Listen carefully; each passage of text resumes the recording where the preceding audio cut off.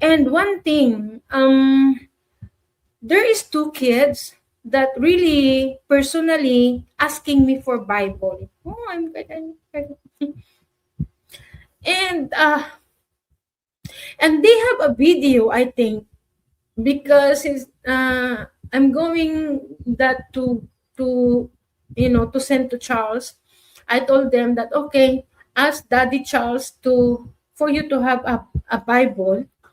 But Charles telling me that I need to go to the city in order to buy the Bible. So, Cebu City, okay?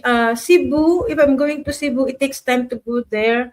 If I'm leaving here in my house at 2 p.m., 2 a.m., or maybe 4 or 3 a.m. in early in the morning, I can go just to buy the book. I can go back here at night. That's how the way it is. So I'm just asking for favor, at a Bisaya translation for them.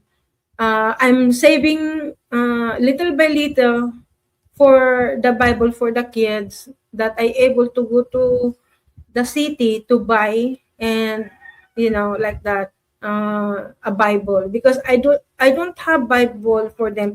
I have two Bibles to use for them, and for me, uh, the English and then the Tagalog, but they want Bisaya or Tagalog.